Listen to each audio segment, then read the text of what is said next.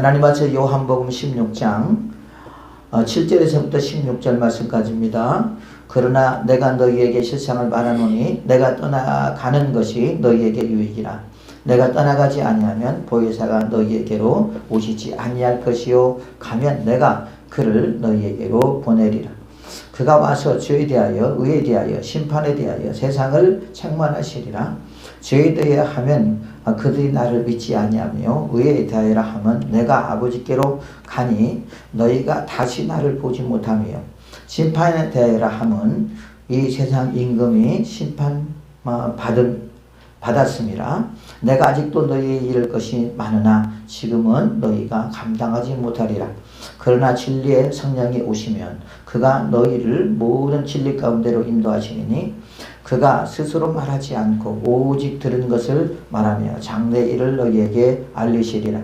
그가 내 영광을 나타내리니 내 것을 가지고 너희에게 알리시겠습니다. 무릇 아버지께 있는 것은 다 내 것이라. 그러므로 내가 말하기를 그가 내 것을 가지고 너희에게 알리시리라 하였노라. 조금 있으면 너희가 나를 보지 못하겠고 또 조금 있으면 나를 보리라 하시니. 아멘. 자, 오늘 진리의 성령이 오시면 이라는 제목으로 두 번째 말씀을 통해서 은혜를 나누기를 원합니다. 자, 요한복음 16장 1절에서부터 6절의 말씀까지는 요지는 딱 하나입니다. 유대인들이 예수님을 핍박하고 예수님을 유업하고 예수님을 죽이는 이유는 3절에 그들이 이런 일을 할 것은 아버지와 나를 알지 못합니다. 하나님과 예수님의 관계를 알지 못하기 때문에, 또한 특히 예수 그리스도를 알지 못하기 때문에, 그렇기 때문에 그들이 나를 이렇게 핍박한다고 말하고 있어요. 또한 위협한다고 말하고 있습니다. 심지어는 이들이 예수 그리스도를 알지 못함으로 말미암아 십자가에 못 박혀 죽이는 사건이 나오죠. 그러고 나서 예수님께서 이제 7절에 보면 그러나 라고 말합니다. 그러면서 내가 너에게 실상을 말하노니, 여기서 실상이라고 하는 말은 무슨 말이냐면 진실을 말한다는 거죠. 너희들이 알지 못하는 진리를 말한다는 것입니다. 여기서 말하는 실상은 이제 뭘 가리키느냐, 곧 보혜사 성령을 가리키는 것입니다. 요한복음 14장부터 보혜사 성령을 말씀하고 있습니다. 자, 이때 이제 16장은 언제쯤이냐, 예수님이 십자가에 못 박히기 전에 예수님께서 예수님의 제자들에게 말씀하신 것이거든요. 이제는 우리가 구약에서는 이제 하나님의 그 시대이지만 또 예수님이 오시고 나서는 예수님의 시대가 되었습니다. 앞으로 이 땅에 어떤 시대가 도래할 것인가, 성령의 시대가 도래할 것을 말씀하고 있어요. 그런데 지금 우리는 예수님이 최고 중요하죠. 왜 그냥 그분이 그 복음의 핵심이기 때문에. 그런데 예수님과 연관되는 것이 뭐냐, 그것이 곧 보혜사 성령이라는 말이죠. 그래서 이제는 우리가 예수님이 모든 사역을 이루셨고 이제 그분이 하늘나라에 올라가셨잖아요. 그리고 이 땅에 이제 성령이 오셨잖아요. 그죠? 그 성령이 오신 것이 사도행전 2장 1절부터 성령이 오심에 대해서 말하고 있습니다. 그 현상이 나타났었죠. 그것을 말씀하고 있는 것이죠. 그래서 이제는 성령의 시대가 너에게 도래할 거라고 말하는 것입니다. 예수님께서 이 땅에 오셔서 너희들을 책망하고 또한 너희들을 가르치고 너희들을 교육하면서 너희들을 치료하면서 또한 너희들에게 사역을 했지만 이제는 내가 떠남으로 말미암아 누가 그 일을 할 거라는 말이에요. 성령께서 그 일을 할 거라는 말이에요. 그래서 그 성령님께서 무엇을 할 것인지에 대해서 오늘 5가지를 말하고 있습니다. 그래서 예수님께서 그러나 내가 너에게 실상을 말하노니, 참 진리를 말한다는 거예요. 내가 떠나가는 것이 너에게 유익이라. 예수님이 떠나가는 것이 유익이래요. 그런데 여러분, 제자들 입장에서는 예수님이 떠나가는 것이 유익일까요? 예수님이 떠나가지 않는 것이 유익일까요? 예수님이 떠나가지 않는 것이 유익이죠. 왜? 예수님이 당신들의 눈에 보이니까. 예수님의 제자들은 예수님께서 갔다가 다시 온다고 하니까 그들은 얼마나 근심을 걱정을 많이 하는지 몰라요. 그래서 예수님께서 그들에게 말합니다. 뭐라고 말하느냐? 걱정하지 말라고. 근심하지 말라. 요한복음 14장에 너희는 마음에 근심하지 말라. 하나님을 믿으니 또 나를 믿어라. 나를 믿어라. 걱정하지 마라. 내가 갔다가 다시 온다. 라고 하는 말이죠. 그러면서 예수님이 떠나가지 않으면 너희들에게 전혀 유익이 없다. 내가 떠나가지 않으면 보혜사 성령이 너희에게 오지 않을 것이다. 그러므로 내가 떠나가야지만이 보혜사 성령이 오게 되고, 그러므로 그 보혜사 성령이 너희에게 유익이 될 것이라고 예수님께서 말씀하고 있는 것입니다. 그래서 내가 떠나가지 아니하면 보혜사가 너희에게로 오시지 아니할 것이요 가면 내가 그를 너희에게 보내리라. 자, 보혜사 성령을 보내는 주체가 누구냐? 보내는 분이 누구예요? 예수님이에요. 그러면 하나님이 누구냐? 하나님은 하나님이시고요. 예수님도 누구냐? 예수님도 하나님이십니다. 예수님과 아버지의 관계는 부자간의 관계라고 말하고 있겠지만 그분도 하나님이십니다. 또한 성령이 누구냐? 그럼 성령은 예수님과 전혀 다른 분이 아니에요. 그 성령은 곧 뭐라고 그랬어요? 아들의 영, 아버지의 영, 그런 식으로 성경에서 표현하고 있습니다. 이제 영이라는 거죠. 그러나 예수님의 제자들은 걱정입니다. 왜? 예수님이 떠나버리면 이제 그들에게는 무용지물 때리잖아요. 이제까지 3년 동안 쫓아다녔던 것이 여러분 숲으로 돌아가잖아요. 그러다 보니까 그들은 예수님이 떠나기를 원치 않다는 거죠. 그러나 예수님은 그렇게 말합니다. 뭐라고? 내가 떠나가지 않으면 너희들이 유익이 되지 않는다. 여러분 이게 뭐냐? 이것은 영적인 사람과 육적인 사람의 시각적인 차이라는 말이에요. 왜? 예수님의 제자들은 지금 믿음이 없기 때문에 자기가 눈에 보이는 예수님이 지금 최고란 말이에요. 근데 그분이 떠나가. 그분을 통해서 내가 권력을 잡아보고, 그분을 통해서 내가 출세를 해보고, 그분을 통해서 내가 어떤 관료의 그 자리에 올라가고 싶었는데 그분이 떠나가면 우리는 뭐야? 이제까지 떠나갔던 것은 뭐야?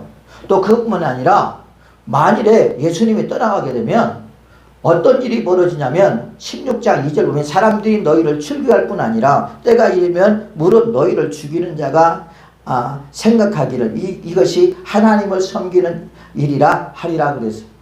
이들에게는 또 한 가지 압박의 조건이 있는데 그것은 뭐냐면 출교당하는 일. 예수님이 계실 때는 여러분 그들을 출교 못했어요. 왜? 예수님이 계셨기 때문에. 그런데 예수님이 이제 그들의 눈에서, 유대인들의 눈에서 사라져 보세요. 그럼 과연 이들은 어떻게 할까요? 이제 걸림돌이 없어진 거예요. 그러겠죠? 걸림돌이 없어지니까 예수님을 추종했던 많은 사람들을 그대로 놔둘까요? 아니죠. 죽이는 겁니다. 그 다음에 출교를 당하는 것입니다. 자, 이런 것들이 예수님의 제자들에게는 두려울까요? 안 두려울까요? 여러분 집에서 쫓겨나는 거예요. 유대 사회에서 쫓겨나는 것입니다. 그리고 언제 어느 때 돌에 맞아 죽을지 몰라요. 여러분 그런 생활이 왔을 때 이들에게는 공포감이 아마 적용될 거예요. 날마다 살아가는 삶이 아마 힘든 삶이 될 거란 말이에요. 생각을 하지 않았을까요? 그렇잖아요.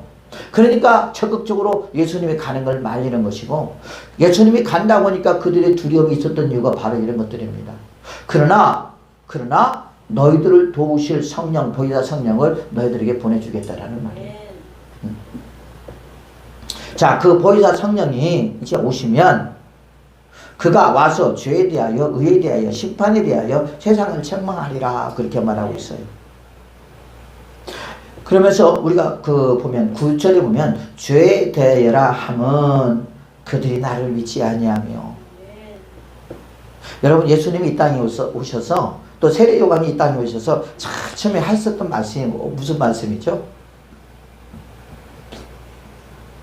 예수님이 오셨습니다. 예수님 전에 누가 왔죠? 세례 요한이 왔죠. 세례 요한이 와갖고 뭐 했어요? 회개하라 천국이 가까웠느니라 그랬어요. 여러분 회개는 누가 하는 거예요? 죄 지은 자가 하는 것입니다. 그죠? 그러니까 그들의 죄를 뭐 했다는 거예요? 지금 지적하고 있는 거예요. 예수님도 마찬가지입니다. 예수님이 사역할 때마다 회당에서 그들을 가리키시고 또한 그들을 이야기하면서 죄에 대한 지적, 또한 잘못된 성경적인 해석 이런 것들을 많이 말씀하시면서 특히 이 회칠한 무덤들아, 외식하고 형식에 치우친 자들아, 그러면서 얼마나 그들을 책망했어요. 그러니까 유대인들이 듣기 싫은 거예요. 특히 누가 듣기 싫으냐? 종교 지도자들이 듣기 싫었던 거예요. 지금도 마찬가지예요. 성도들은 회개하라, 천국이 가까웠느니라 그러면 아이고 하나님 죄송합니다 회개하는데, 종교 지도자들은 회개하라도 회개도 안 해.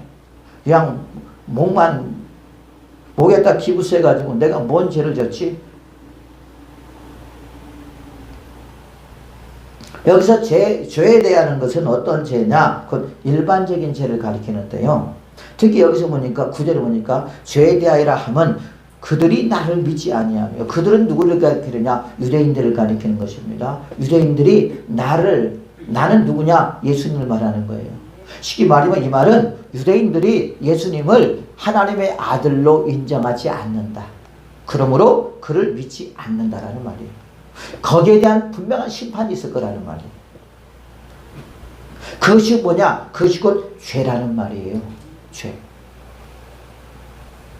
그러므로 그 죄에 대하여 회개하라는 거죠. 이해가 되시면 아멘 하시라면. 자, 그러면 유대인에만 그러냐? 우리도 역시 마찬가지예요. 물론 우리가 믿음이 성장하는 과정 속에서 우리가 그 전보이 같은 그 믿음이 있고, 그다음에 그 채소를 먹는 믿음이 있고, 고기를 소화할 수 있는 믿음도 있고 그러겠지만, 믿음은 성장하는 것이겠지만, 우리가 예수님을 믿음에도 불구하고 그분이 하나님의 아들로 이 땅에 오신 것에 대한 믿음이 없는 사람도 많이 있다라는 말이에요. 여러분, 그렇게 되면 어떻게 되냐? 결국 구원에 대한 본질에 있어서 구원을 받지 못하는 거예요. 그렇죠? 믿음은 아버지가 인정하는 믿음이지 우리가 주장하는 믿음이 아니에요. 주님은 로마서에 그렇게 말하고 있어요. 마음으로 믿어 의에 이르고 입으로 신하여 구원에 이른다 그랬어요. 마음으로 믿는 믿음이에요. 지식으로 믿는 믿음이 아닙니다. 이게 마음으로 믿는 믿음이 아니기 때문에, 그렇기 때문에 여러분 행함이 없는 거예요. 행함. 예수님께서는 분명히 말하고, 야고보에서 뭐라고 했냐? 그 믿으면 너희들이 내 말을 믿는다면 행해라. 순종하라는 말이에요. 실천하라는 말이에요. 그런데 과연 얼마나 실천하는가? 기도하라 그러면 주실 것이요, 찾으라 그러면 찾을 것이요, 문을 두드리라 그러면 열리라고 했는데, 우리가 어떤 문제를 놓고 과연 내가 기도하면서 예수님 안에서 그 문제를 해결하려고 하고 있는지 우리 자신을 살펴볼 필요가 있어요. 여기서 믿지 않는 자는 예수님에 대한 말씀을 믿지 않는 자는 기도로 해결하는 것이 아니라 자기의 지식과 자기의 경험과 사람들을 이용해서 해결하려고 할 것이고, 그러나 믿음 있는 자는 그 자기의 문제를 가지고 십자가 밑에 나와 아버지 앞에 눈물을 흘리며, 아버지 이런 문제가 있사오니 아버지 나 해결해 주세요.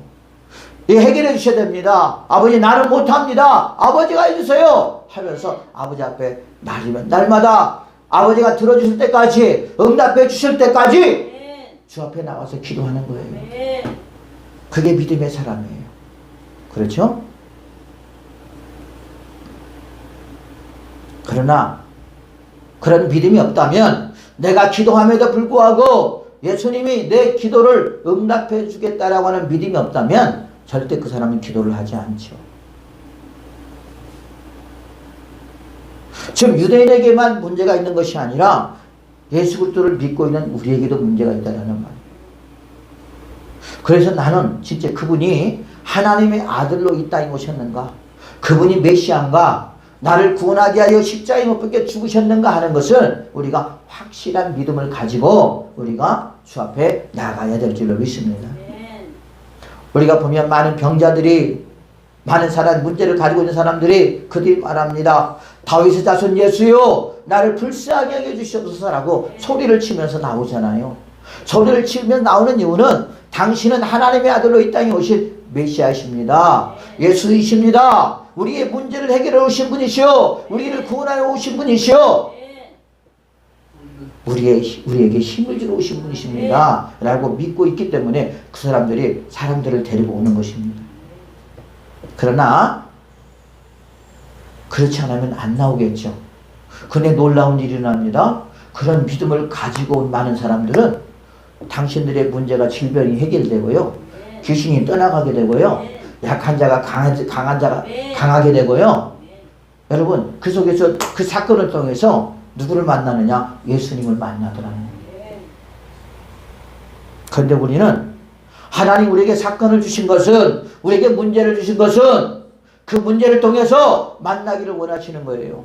기도를 통해서 만나기를 원하시고, 찬송을 통해서 만나기를 원하시고, 말씀을 통해서 만나기를 원하시고, 예배를 통해서 만나기를 원하시는데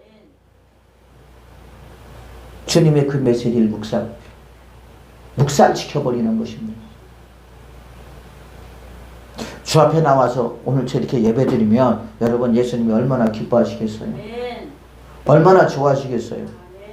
오늘도 이렇게 나와서 예배를 드리지 않았다면 여러분들이 이렇게 이런 말씀을 들을 수 있겠습니까?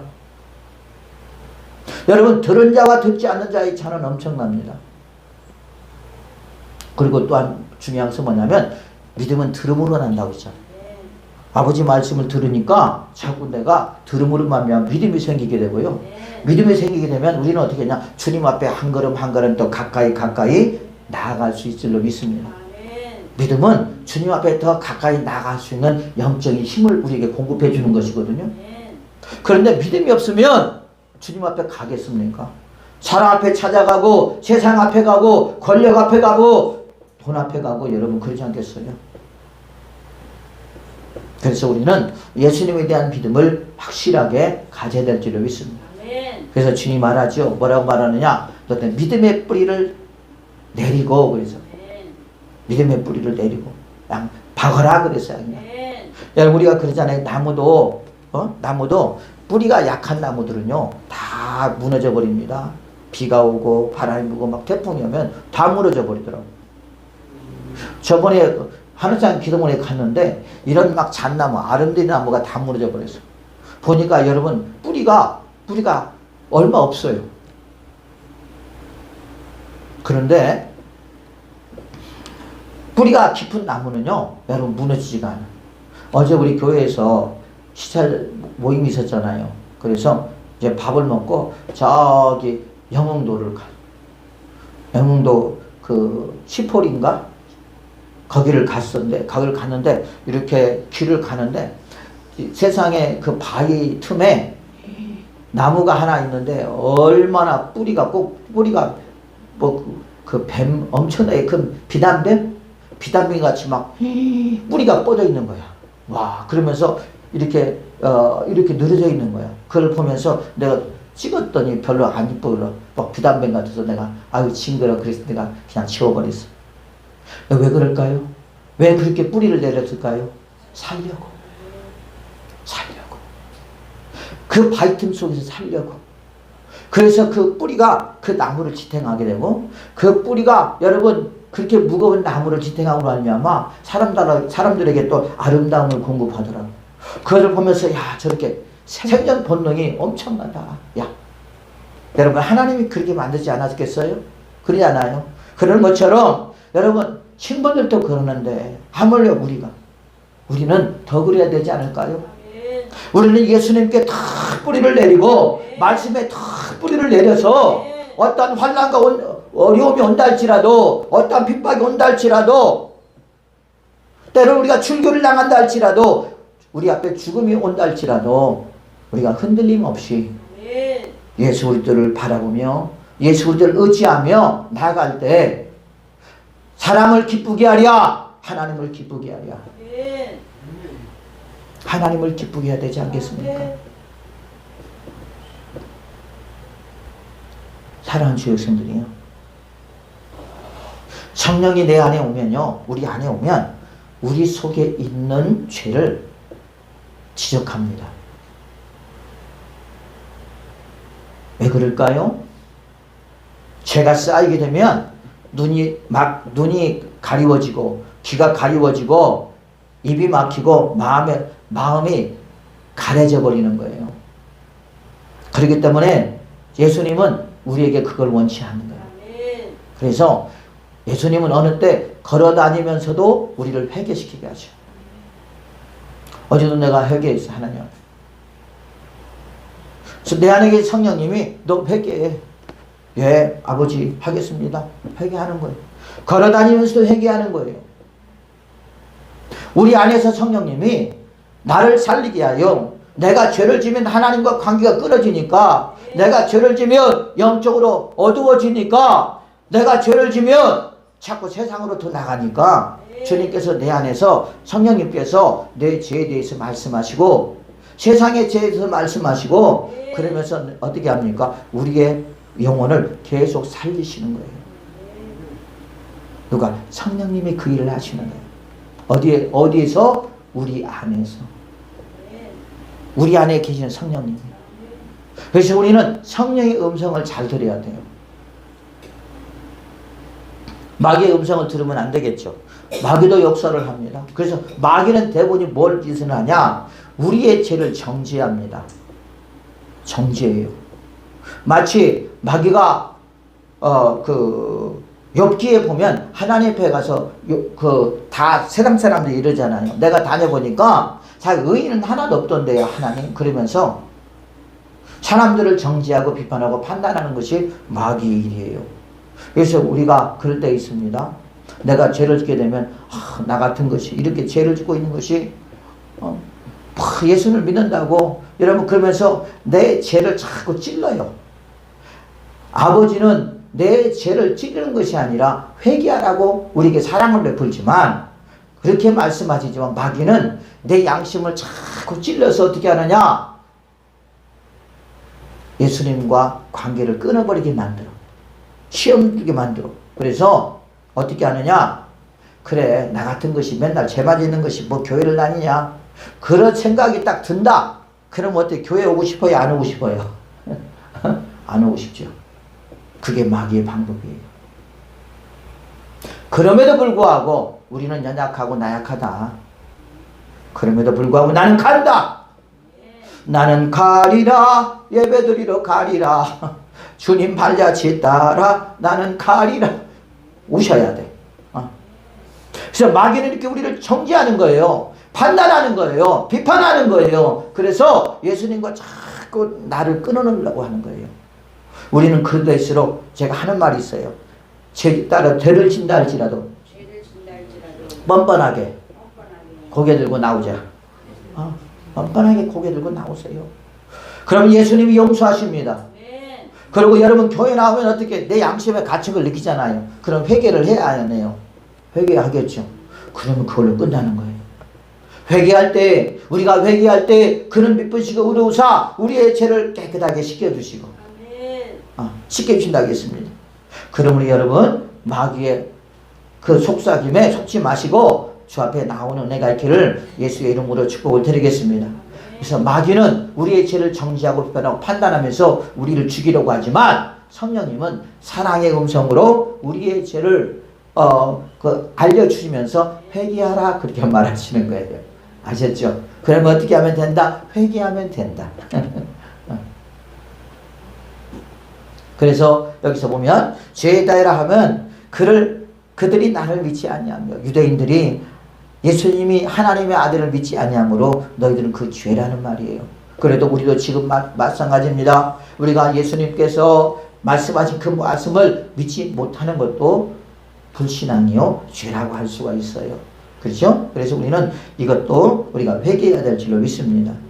또 의에 대하여 함은 그래서 의에 대하여 함은 내가 아버지께로 가니 너희가 다시 나를 보지 못하며 그랬어요. 그렇죠?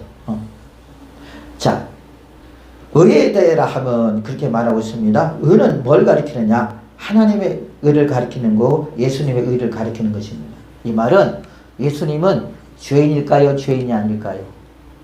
예수님은 죄인이 아니에요. 왜요? 죄인이 아니죠? 그분은 하나님의 아들로 이 땅에 오셨고 성령으로 잉태됐기 때문에 그분에게는 죄가 없어요. 그런데 유대인들은 뭐라고 말합니까? 너도 죄인이야. 왜 죄인이야? 너도 마리아와 요셉의 사이에서 태어났잖아. 여러분 그 말이 맞을까요? 틀릴까요? 틀리죠. 왜? 예수님은 성령으로 잉태된 분이지 요셉과 마리아의 사이에서 태어난 분이 아니잖아요. 그렇죠? 그러니 예수님은 죄가 없으신 분입니다. 그러나 유대인들은 예수님을 죄인으로 생각하고 있다는 거죠. 또한 그뿐만이 아닙니다. 예수님께서 이 땅에 오셔서 예수님 자체를 통해서 아버지의 의를 나타내셨어요. 우리가 성경에서 말하는 이 의는 곧 믿음이라고도 표현하기도 하거든요. 그렇죠? 근데 의에 대하면 한번 내가 아버지께로 가니 너희가 다시 나를 보지 못하며 그래서 하나님의 본성 속에 하나님의 의가 있습니다. 그러면 곧 예수님의 본성 속에 예수님의 의가 있는데, 그죠? 십자가의 죽으심은 뭐냐? 하나님의 의를 나타내는 것이거든요. 그것은 곧 하나님께서 우리에 대한 사랑, 그 다음에 그 하나님의 계획이 얼마나 의로운지, 그것이 또 얼마나 우리에게 큰 사랑을 가져다 주는지를 누구를 통해서 우리가 알게 되느냐? 예수님의 십자가의 죽음을 통해서 알게 돼요. 또한 예수님의 삶을 통해서 알게 됩니다. 그러잖아요. 그죠? 하나님께서 아브라함이 하나님 말씀을 믿음으로 의로 여겼던 것처럼 예수님의 모든 삶은 다 아버지 말씀에 대한 믿음의 삶이었어요. 믿음으로 순종하고 믿음으로 선포하고. 여러분, 그런 분이 누구냐? 그분이 곧 예수 그리스도인 줄로 믿습니다. 12절에 보면 그렇게 말하고 있죠. 내가 아직도 너희에게 이를 것이 많으나 지금은 너희가 감당하지 못하리라. 그러나 진리의 성령이 오시면 그가 너희를 모든 진리 가운데로 인도하시리니 그가 스스로 말하지 않고 오직 들은 것을 말하며 장래일을 너희에게 알리시리라. 자, 10절은 14절은 그가 내 영광을 나타내리니 내 것을 가지고 너희에게 알리시겠습니다. 여기서 말하는 그는 누구를 가리키느냐? 성령을 가리키는 거예요. 성령이 내 영광을 나타내리라. 자, 예수님이 아버지의 영광을 이 땅에 오셔서 나타냈다면 이제는 누가? 성령님이 이제 이 땅에 오셔서 예수님의 영광을 나타낸다는 거예요. 내가 내 것을 가지고 너희에게 알리겠습니다. 내 것. 그러니까 성령이 말하시는 그 말, 성령이 하는 모든 것들은 성령 자체가 아니라 예수님을 통해서 나타난다는 거예요.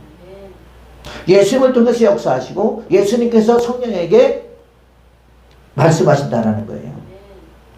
15절 보면 무릇 아버지께 있는 것은 다 내 것이라. 아버지와 예수님의 하나 일체임을 말하고 있잖아요. 그러므로 내가 말하기를 그가 내 것을 가지고 너희에게 알리시리라 하였노라.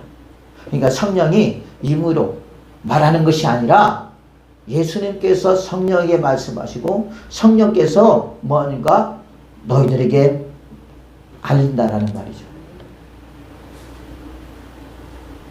여러분, 여기서 우리가 보면 우리가 성령의 하나됨의 중요성을 말하고 있는 거예요. 지금도 우리도 마찬가지예요. 내 안에 계신 성령님께서 오늘도 지금 이게 설교를 할 때, 내가 설교를 할 때 내 힘으로 말을 할 수는 없는 거예요. 그래서 나는 어떻게 해야 되느냐? 내가 성령의 충만함으로 성령과 나의 관계 속에서 훼손되지 않고 성령의 충만한 지배를 받게 되고, 그리고 우리가 말씀을 증거할 때 그것이 곧 성령의 역사로 나타나는 거예요. 그러나 나의 지식으로 어떤 나의 능력으로 한다면 그것은 성령의 역사가 아니라는 말이에요. 그것은 내 힘으로 하는 것과 그건 전혀 다르다라는 말이에요. 이제 성령께서 너희들 안에서 지금 이런 일들을 하고 할 것이다. 앞으로 언제? 내가 떠나고 나면, 너희들에게 성령이 임하고 나면 성령께서 이런 일들을 너희에게 할 거라고 말씀하고 있는데, 그 도구가 누구냐? 저와 여러분이라는 말이에요. 그래서 주님께서 뭐라고 했어요? 니고데모에게 성령을 받으라고 했던 것처럼 우리가 마지막 때는 성령을 받아야 됩니다. 성령을 받으려면 어떻게 해야 되느냐? 예수 그리스도를 믿어야 돼요. 그리고 회개해야 돼요. 그리고 성령을 받으면 됩니다. 그럴 때 우리는 성령의 사람이 되어서 내 안에서 성령께서 어떻게 합니까? 내 안에서 이런 일들을 하시는 거예요. 때로는 저도 역시 마찬가지로 이렇게 설교할 때 여러분들에게 죄에 대해서 말하기도 하고 의에 대해서 말하기도 하고 심판에 대해서도 말할 수 있다는 말하는 건데, 그 말이 누구냐? 내 말이 아니라 그 말이 내 안에 계신 성령께서 나에게 생각나게 하시고 말씀하시기 때문에 여러분에게 선포하는 거예요. 지금도 마찬가지입니다. 그것을 말하고 있습니다. 그래서 우리가 이제는 성령과 하나 되지 않으면 하나님의 일을 할 수 없다라는 말이에요. 그래서 우리 그 요한복음에 보세요. 오늘도 말하고 있는 것처럼 그가 내 영광을 나타내리니 내 것을 가지고 너희에게 알리겠습니다. 그래서 예수님의 것을 가지고 알리는 거예요. 누가? 성령님이. 그죠? 무릇 아버지께 있는 것은 다 내 것이라. 그러므로 내가 말하기를 그가 내 것을 가지고 너희에게 알리시리라 하였노라. 독단이 아니에요. 예수님과 성령은 하나라는 걸 여기서 말하고 있고, 우리도 역시 마찬가지로 주님의 일을 할 때 여러분 우리가 성령과 우리가 하나 되지 않으면 하나님의 일을 온전하게 할 수 없다는 것을 여기서 말하고 있습니다. 여러분 우리가 여러분의 죄에 대해서 어떻게 알아요? 제가 어떻게 알아요? 여러분의 죄를? 모르잖아요. 일주일 동안 여러분들을 따라다녔습니까? 여러분의 생각들을 내가 맨날 뭐 만화경을 보고 살폈습니까? 아니면 전화하면서 당신의 생각이 어때요? 여러분 그러면서 전화한 적이 있었습니까? 뭘 한 적이 있습니까? 없잖아요. 그런데 이상합니다. 주일날 오면은 왜 내 죄를 이렇게 잘 알고 계시는지 몰라. 누가? 목사님이. 내가 알까요? 아니에요. 내 안에 계신 성령님이 여러분의 죄를 다 알고 계시기 때문에 그 설교 속에서 말씀 속에서 그 말을 하지 않으면 그 영혼이 계속 죽을까봐 경고를 하시는 거예요. 회개하라고. 근데 왜 나를 미워하냐고. 왜 나를 싫어하냐고. 왜 나를 욕하냐고. 그러잖아요. 나를 무서워하지 마요. 나는 그냥 평범한 사람이에요. 누구를 무서워해야 돼요? 그러면 하나님을 무서워해야죠. 그러잖아요. 나는 들키지 않는다고 안 하려고 죄를 쳤는데 하나님한테 들켜버렸어. 하나님이 말씀하시고 누구를 통해서? 설교자를 통해서 말씀하시고. 그게 지금 주님이 일하고 계시는 거예요. 의에 대해서 마찬가지고 심판에 대하여라 하면 이 세상 임금이 심판을 받았습니다. 왜 받았어요? 예수님을 인정하잖아요. 우리가 이 말씀이 여러분 놀라운 이유는 시편 2편에 있어요. 세상의 군왕들이 예수 그리스도를 인정하지 아니하고 자기의 권력 때문에 또한 자기들의 기득권 때문에 여러분 예수님을 결국 그 아들의 입맛 주지 않냐고 그 아들을 죽인다고 벌써 시편 2편에 말하고 있어요. 한번 가서 읽어보세요. 그런지 안 그런지. 놀라워요. 그래서 성경은 여러분 놀랍습니다. 이미 앞으로 예수님이 오셔서 어떻게 무시를 당하고 어떻게 박해를 당하고 어떻게 십자가에 못 죽은 거에 대해서 다 말씀하고 있어요.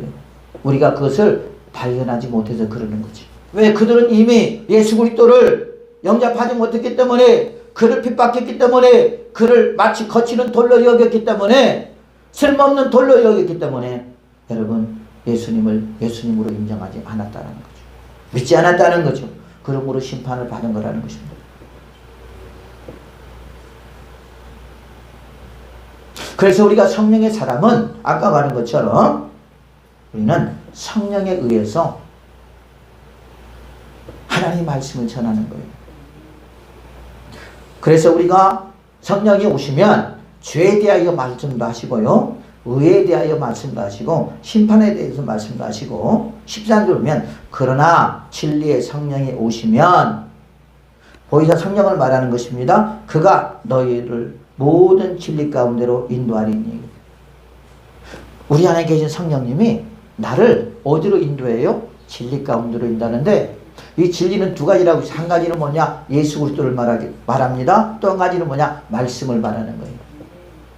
말씀. 그래서 우리 계신 성령님은 내가 예수님을 잃어버리지 않게끔 계속 나를 예수님께로 인도하는 거예요. 내 안에 계신 성령님이. 그러니까 예수님을 잃어버릴 틈이 없어.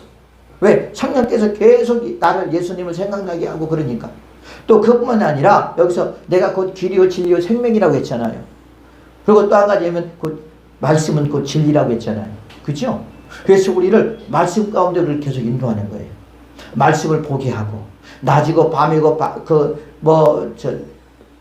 아침이고 하나님 말씀을 볼 수 있도록 생각나게 하고 그럴 때 생각날 때 봐야 되는데 그 생각나게 하는 분은 누구냐? 그분이 곧 성령님이란 말이에요. 그래서 성령이 하는 일이 생각나게 하시고 가르쳐 주시고 깨닫게 하시고 생각나게 하는 거예요. 아, 성경을 봐야지. 성경을 읽어야지.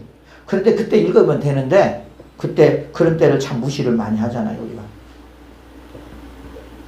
그래서 우리를 성령께서는 하나님의 영이시기 때문에 예수 그리스도의 그 아들의 영이기 때문에 우리를 계속해서 우리 안에서 성령께서 우리를 예수님께로 인도하고 말씀으로 인도해서 계속 우리를 충만하게 만들고 은혜스러운 하나님의 사람으로 만드는 것이 누구냐? 그것이 곧 성령의 역사예요.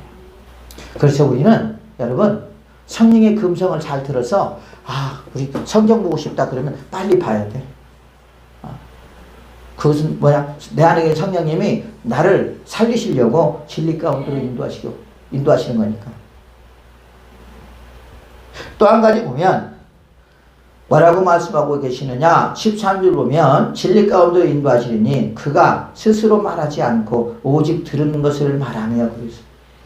성령은 아버지가 예수님이 하시는 말씀을 말한다 라는 말이에요. 그뿐만 아니라 뭐라고 했느냐? 장래일을 너에게 알리시리라 그래서 장래일은 뭐냐면 앞으로 되어질 일에 대해서 말하는 거예요. 이것은 뭡니까? 예언의 성격을 가지고 있어요. 그죠? 예언의 성격은 여러분 오늘 앞으로 1시간 후에 일을 알까요? 여러분 알아요? 모르죠? 내일 일을 알까요? 모르죠? 모레 일을 알까요? 모르죠? 그렇죠? 그럼 누가 알까요? 누가 아셔요? 그렇죠. 하나님이 아셔요. 예수님이 아셔요. 이 장래일이라고 하는 것은 그래서 우리가 예언의 은사를 말하기도 하는데요. 예언의 은사를 받은 사람은 자신의 어떤 지식과 감정으로 자신의 말로 우리가 예언을 해주는 것이 아니라 성령에 사로잡혀 예언을 해줘야 되는 거예요. 그래서 그 정확한 거예요, 이게. 이해가 되십니까? 그런데 어떤 사람들은 자기의 감정과 자기의 지식으로 여러분 이런 말을 하는 사람이 있는데 이것은 예언이 아니에요. 잘못하면 사람을 구렁텅이로 빠뜨릴 수가 있고 이 예언의 은사가 참 조심해야 될 것이 뭐냐면 이런 욕심이나 이런 것들이 다 없어져야 돼요. 왜 그냥 만일 그 욕심이 생겨보자면 기도해 줄 때 그렇게 말합니다. 하나님이 뭐 얼마 바치라고 그런다 그렇게 말을 해요. 거짓말을 하는 거예요. 그래서 돈을 착복하는 거예요. 거짓된 자들.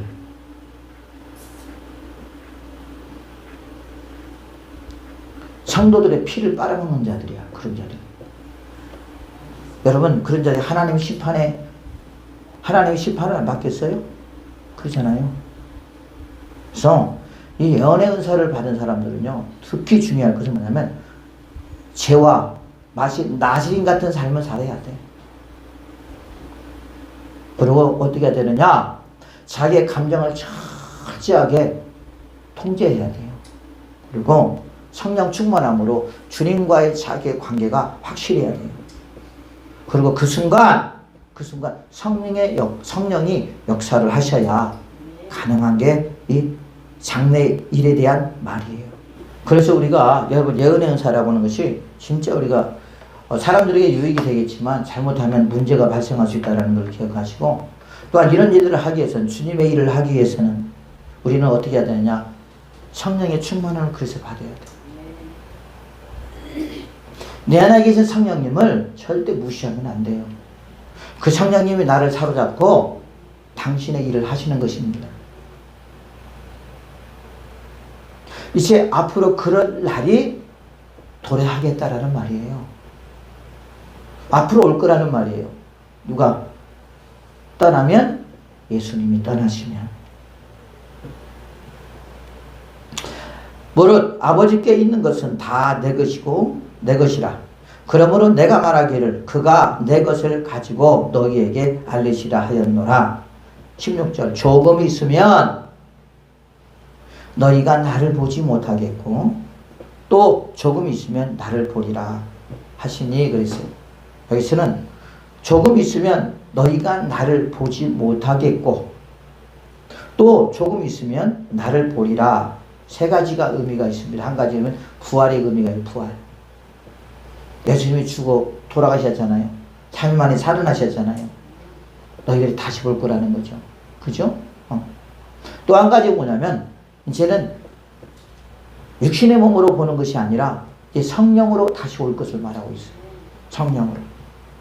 실제적으로 사도행전의 사도행전 1장에 보면 성령으로 하나님이 하나님의 영이신 성령이 여러분 그 마가의 다락방에 임해야 안 임해요? 임하잖아요. 그죠? 그래서 성령으로 오실 것을 말하고 있고요. 또 한 가지 보면 재림을 말하고 있습니다. 그런데 여기서는 말하기를 뭐냐면 재림은 먼 이제 시대잖아요. 그죠? 훗날이고 여기서 말하는 것은 지금 예수님이 십자가에 비겨 돌아가시고 그리고 3일 만에 다시 살아나시는 거잖아요.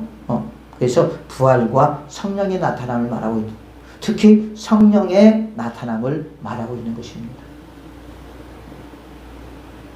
그래서 지금은 어떤 시대냐? 성령의 시대라는 거죠. 그래서 우리는 예수님을 우리가 복음을 전하지만 또 한 가지 뭐냐면 성령도 강조해야 될 필요가 있다는 거예요.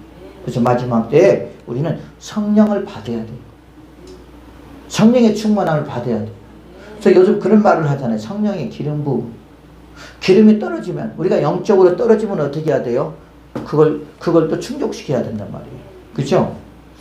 저도 마찬가지. 저도 뭐 목사이지만은 여러분 저도 항상 이렇게 퍼주기만 하지 그러잖아요. 주기만 하는 거잖아요. 그런데 내가 충만하지 못하면 여러분도 충만한 설교를 들을 수 없어요. 그러잖아요. 그래서 내가 충만해야 여러분들도 충만한 설교를 들을 수가 있고 충만한 설교를 들을 때 그 설교는 살아있는 설교가 되잖아요. 그런데 이 성령의 충만함은 뭐냐? 성령으로부터 여러분 생각나게 하고 성령으로부터 말하게 하는 걸 말하는 것이거든요.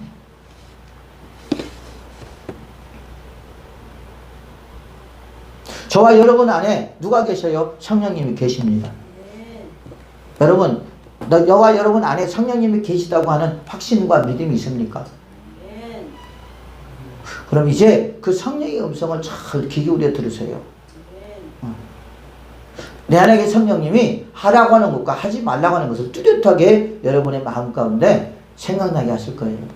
그럴 때 하지 말라고 하는 건 안 하면 되고 하라고 하면 하는 거면 되는 거예요. 또 마음에 갑자기 회개하고 싶은 마음이 생긴다. 그러면 성령님이 하시는 말이니까 회개하면 되는 것입니다.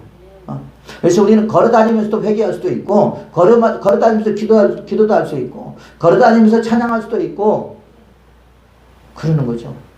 그래서 우리의 삶과 우리의 생각 속에서 우리의 마음 속에서 예수 그리스도가 떠나지 않게 성령이 내 안에서 항상 내 안에서 예수 그리스도를 증거하고 또한 예수 그리스도를 생각나게 하고 또한 어떤 말씀을 모를 때 예수 그리스도의 말씀을 깨닫게 해달라고 우리는 기도를 해야 돼요.